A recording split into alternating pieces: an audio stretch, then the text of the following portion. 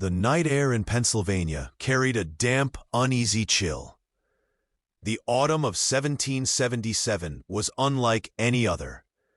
The hills, once peaceful and green, now echoed with the distant thunder of cannon fire and the cries of men torn between loyalty and survival. In the shadow of the forests, soldiers huddled near dying campfires, their coats threadbare, their boots worn thin, and their eyes reflecting the burden of a war that had already consumed too many lives. Among them was a figure who did not quite belong, yet belonged more than most. His name was Jonathan Hale, a farmer's son who had once vanished from his village without a word. For 2 long years, his absence had been spoken of only in hushed tones, and rumors swirled about his fate. Some said he had fled west to escape the coming storm. Others claimed he had been taken by the enemy. Yet here he was, returned at the darkest hour, wearing the blue coat of the Continental Army. Jonathan walked silently through the camp, his face half hidden by the brim of his hat. He carried no boasting words, no easy smiles.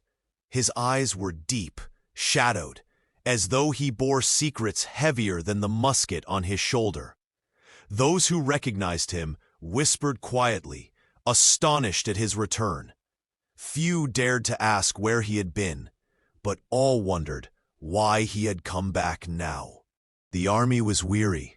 After the crushing defeats at Brandywine and Germantown, the men of Washington's command struggled with hunger, cold, and despair. Some deserted in the night, slipping into the wilderness rather than face another dawn of misery. But Jonathan Hale had chosen the opposite path. He had returned to fight when so many sought to escape. By the flicker of firelight, he unrolled a small piece of parchment, a letter, half-written, addressed to no one, perhaps to everyone. His hand trembled as he wrote, "To those who believe me lost, I return not for glory, but because this land is my blood. I have walked in shadows and seen what waits if we falter. This cause, it is not merely of men, but of generations yet unborn. I cannot stand aside." A twig snapped nearby. He looked up startled and found a fellow soldier watching him. It was Samuel Briggs, an old friend from the village, his beard unkempt, his face worn by hardship. "Jonathan," Samuel said quietly, "we thought you gone forever. Why now? Why here?" Jonathan held his gaze for a long moment. The fire crackled between them. Finally, he answered with words that carried both pain and resolve. "Because I had seen the enemy, closer than most, and I know what they will bring if we fail." Samuel said nothing more, but he understood that Jonathan's silence carried weight, a story yet untold, one that might explain his mysterious absence.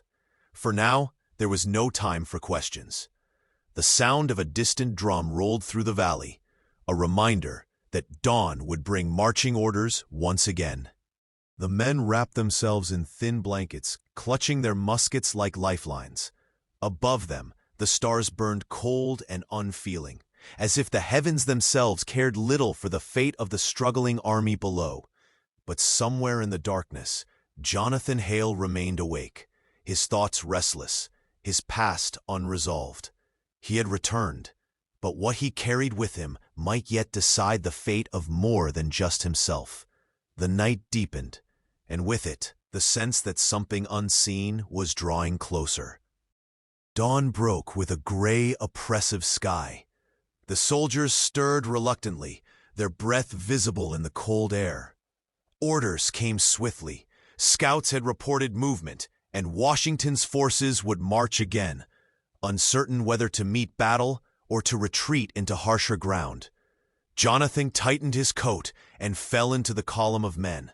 The march was long, boots sinking into frozen mud, muskets clattering against weary shoulders. Silence hung over the ranks, broken only by the coughs of sickness and the groans of hunger.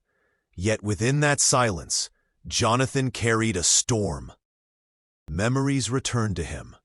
Memories of his 2 missing years. He had indeed been taken, though not by chains nor by force of arms. He had fallen into the enemy's hands as a prisoner, spared execution by a twist of fate. He had lived among them, seen their discipline, their strength, and their certainty of victory.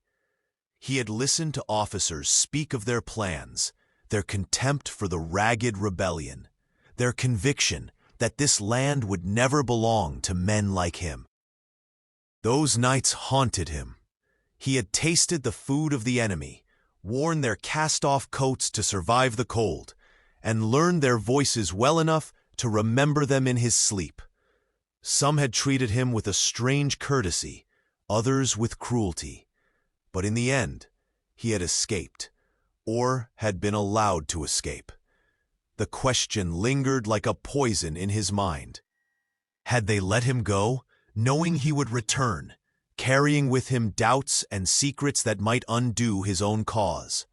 Now, marching among his fellow soldiers, Jonathan felt the weight of that hidden truth. He had knowledge that could help them, but revealing it would raise suspicions of betrayal. So he kept silent, his eyes forward, his jaw set. At midday, the column halted near a small farmhouse, its windows shattered, its fields trampled by countless boots. Smoke rose from the chimney, but the family was gone. Soldiers scavenged what little remained: an iron pot, a loaf of stale bread, a scattering of dried apples. Jonathan stood apart, staring at the emptiness of the place. Samuel approached him once more. "You carry yourself as a man with shadows, Jonathan. Do you fear we will not endure?" Jonathan answered slowly, his voice low, meant only for his friend. "I fear that endurance may not be enough.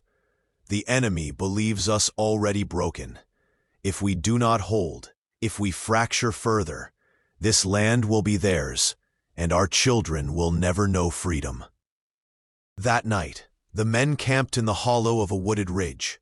The cold grew sharper, biting through their thin coats. Jonathan sat apart, staring into the fire, when a voice broke the silence. "You have been on the other side." The words came from a man named Corporal Willis, his eyes sharp with suspicion. "I know your face. I heard the stories. You disappeared, and now you return when the army bleeds. Tell me, Hale, whose colors do you truly serve?" The fire crackled. Men shifted uneasily, listening. Jonathan rose slowly to his feet, his hand resting on the butt of his musket. "I serve no king," he said firmly. "I serve this soil, these fields, the people who till them. If you doubt me, then watch me in battle. Judge me there." Silence followed, heavy and tense. Willis glared, but spoke no more. Jonathan sat again, the firelight flickering across his weary face. Deep in his heart, he knew the truth would one day surface. But until that moment came, he would prove himself not with words, but with deeds. Above them, the wind carried the faint echo of drums once more. The enemy was near. The morning of battle dawned with a silence so profound it seemed the world itself held its breath. The men stood in formation, their muskets glinting faintly in the pale light, their faces drawn with hunger and exhaustion. Jonathan gripped his weapon tightly, feeling the rough wood bite into his palm. Around him, soldiers muttered prayers. Some whispered names of wives and children left behind. Others stared ahead with hollow eyes. The command was given, and the march began again, this time not into uncertainty, but into fire. The fields of Pennsylvania stretched wide before them, scarred by smoke and churned mud. The enemy waited across the ridge, their lines ordered, their bayonets gleaming like a wall of steel. The sight stole the breath from many, yet no man turned back. The first volley cracked through the morning air. a thunderous roar that sent smoke rolling across the field. Men fell, cries piercing the haze, but the line pressed forward. Jonathan's musket kicked against his shoulder, the smell of powder filling his lungs, the chaos of battle surrounding him. He fought not as a man seeking glory, but as one desperate to hold the fragile thread of hope.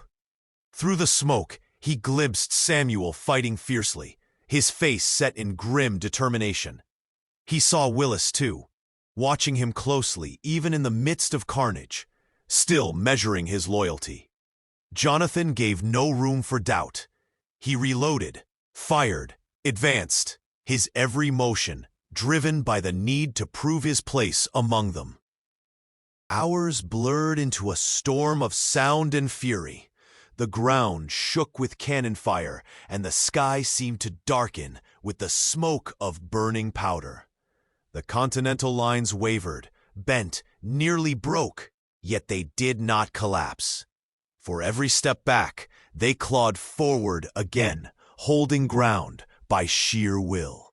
Jonathan fought until his body ached, until his hands were raw, until his throat burned from smoke.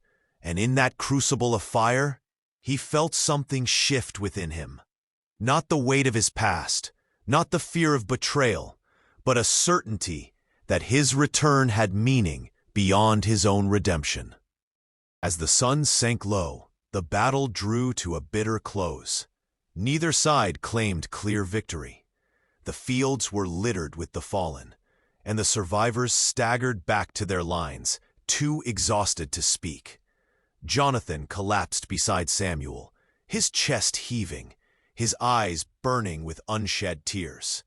For a long while, neither man spoke. The silence was broken only by the moans of the wounded and the distant call of a solitary crow circling above. Finally, Samuel laid a hand on Jonathan's shoulder. "You fought as one of us. Whatever shadows follow you, today you proved where you stand." Jonathan nodded slowly. The words were a balm, yet they carried a weight as well. He had proven himself in battle, but the questions of his absence, his time among the enemy, still lingered. That night, as the army made camp once more, Jonathan took up his half-written letter. By the dim light of the fire, he added a final line.